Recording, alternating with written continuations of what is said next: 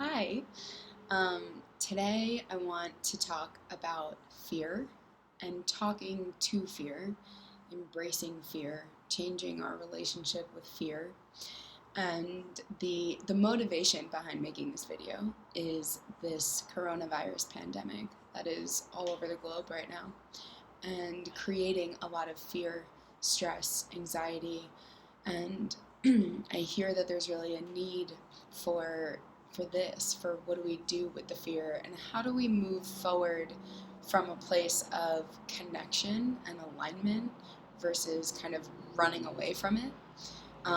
So first, it's important to understand what is fear. Why are we feeling fear?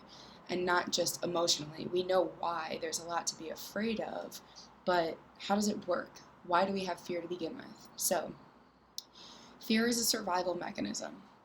So the best way to understand this is if you are, a caveman and you're living in the jungle and you see a lion and you feel fear. Your eyes interpret, they send a message to your brain that's a lion, it can kill us, and so we feel fear. And the good thing about fear is that because we feel fear, our brain, our amygdala, the part of the brain that is the animal brain that keeps us alive, is activated. Cortisol, the stress hormone, is released. We are in fight, flight, or freeze mode, and so we run away from the lion and save our lives. And that is the purpose of fear, for us to know what is dangerous, for us to stay away from the things that are threatening to us. So ultimately, we have fear because we have part of the brain just keeping us alive and always looking for things that might be scary or might be dangerous or might be risky, because we have to play it safe according to the amygdala, because its job is to keep you alive. So that's the purpose of fear. That's why we have fear. There is nothing wrong with fear. There's nothing pathological about it, and we certainly do not want to try to get rid of it because it saves our lives. And we couldn't save our life from the lion if we didn't first look at it and feel fear, the emotion. So that's number one. Two, in my work, what I've seen happen in my experience is that when fear comes up, the tendency, the instinct is to try to quiet it or numb it or run away from it or just end the conversation. We don't want to hear what fear has to say. It's really scary. But this doesn't work. As you've probably figured out before, trying to just not be afraid, telling yourself over and over again, you're fine, you're fine, you're fine, it's not a big deal. Well, it doesn't really work. So what does work?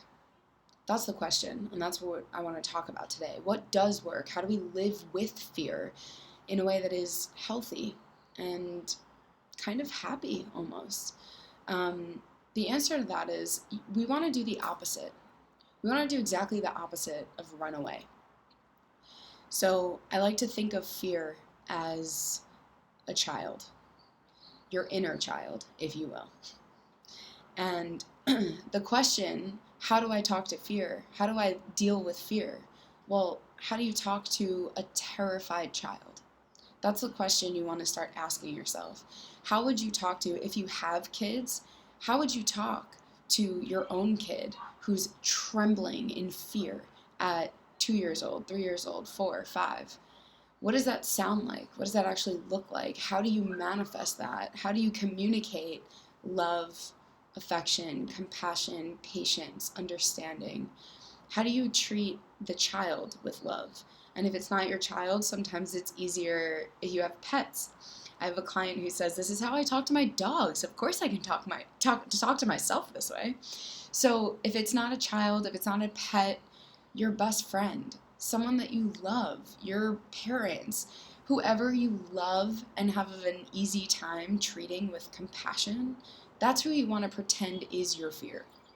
Because when the fear comes up, we want to remember that it's just trying to save your life. Every time, it's just trying to keep you safe. That's the role of fear. That's the purpose of fear.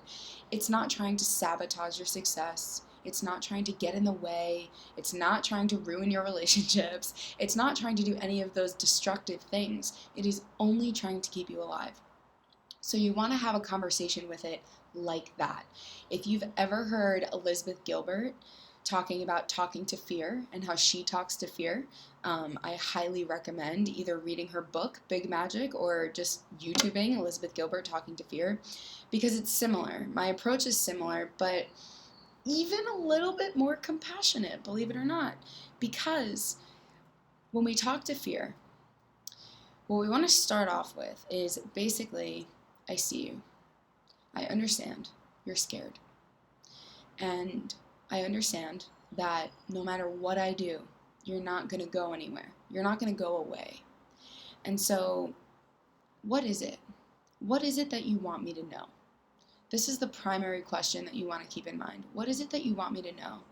Because when you're talking to fear, let's say you're afraid of your job performance, or you're afraid of losing a partner, you're afraid of anything. Well, if you stop and ask, well, what is it that you want me to know?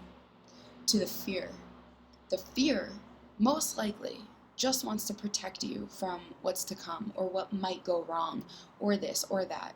Maybe your fear feels like shame. Maybe it just wants you to know that you're not good enough, your body's not good enough, your work isn't good enough, your relationships aren't good enough, etc., etc., etc. Well, why? What do you want me to know from that? Why are you beating me up with this information?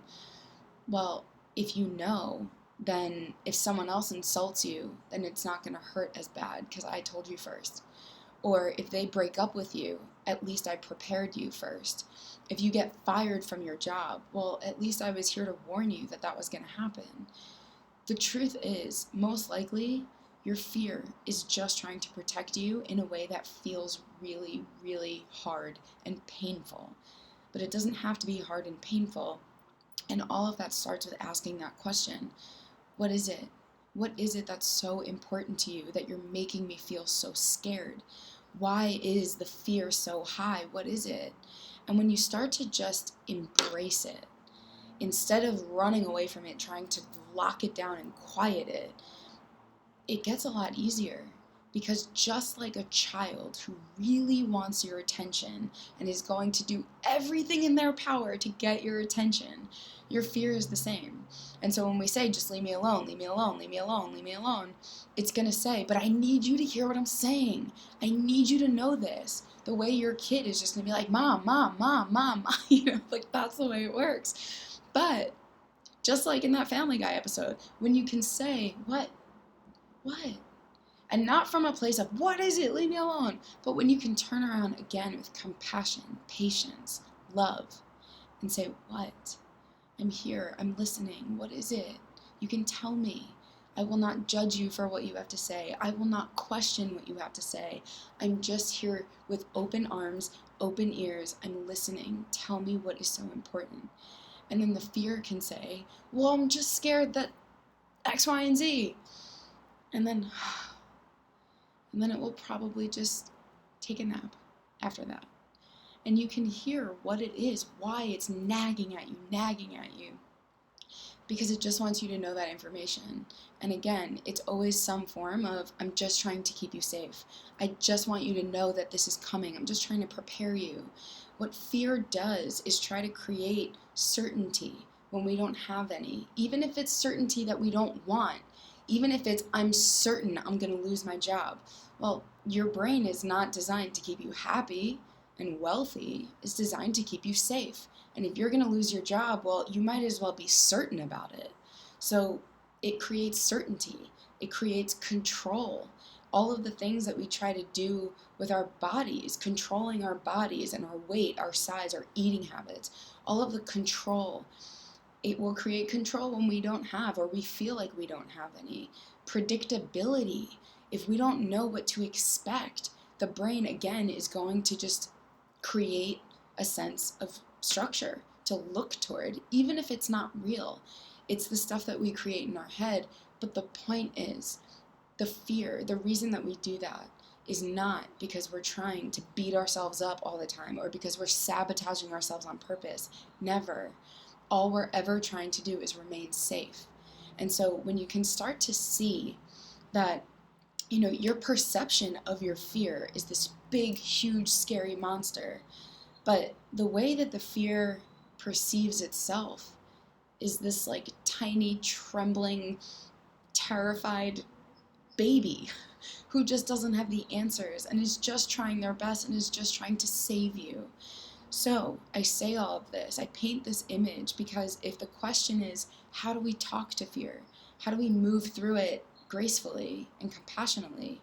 Well, that's what you want to understand. You want to understand that your fear is really just this trembling, terrified child. And what it needs is not you saying, go away, go away, go away, leave me alone. What it needs is for you to just pause, notice your fear, notice when you're feeling really afraid or really anxious, and just pause. Just pause. That's number one. Just pause, notice it, observe it, and then from there you can remind yourself that this fear is just trying to keep you safe, and it just needs you to hear what it's saying. It wants, like all humans, it wants to be seen, it wants to be heard, and it wants to be validated that it is scary right now. Things are scary. Maybe we don't know when this is going to end. Maybe I don't have the answers for you, fear, but I can be here with you. And that's really all anyone wants, you know? When we're terrified, we don't need all the advice. We don't need all the answers. We just need someone. And the way to move through fear gracefully, lovingly, is to show up for you that way. You want to be the person to say, I see you, and I hear you, and I understand, and I'm here with you. And that is how, you know, if we can start having that conversation with fear and really just hold it, hold space for it, create space for it, and then fill all of that space with love, light, compassion, it gets so much easier, because the truth is, it's just the conversation we're having with ourselves.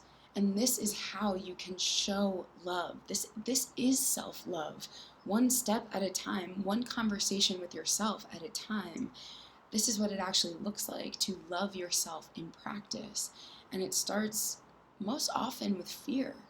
You know, a lot of our shame and guilt and blame and self-loathing is just the fear trying to make us better, make us perform better, make us look better, make us whatever it is. It's just trying to help. That's the point. So I want to leave it there so I don't go on and on and on. But I hope that this helps. I hope that this makes sense. I hope it kind of paints a picture of not only where you are with fear, but where you want to go and what you want that to look like and how to make that happen, you know? So please, if you have any questions, leave them, any comments. I love to read them, any feedback, anything. Let me know, and please know that it is okay. It is okay to be so scared right now. It is okay to feel anxious. It's okay to be stressed out. It's okay to not have the answers. It's okay. And what you can do to help yourself is start to have this conversation with yourself. Tell yourself it's okay. Stop blaming yourself for feeling how you're feeling, or shaming yourself, or judging yourself, or criticizing yourself.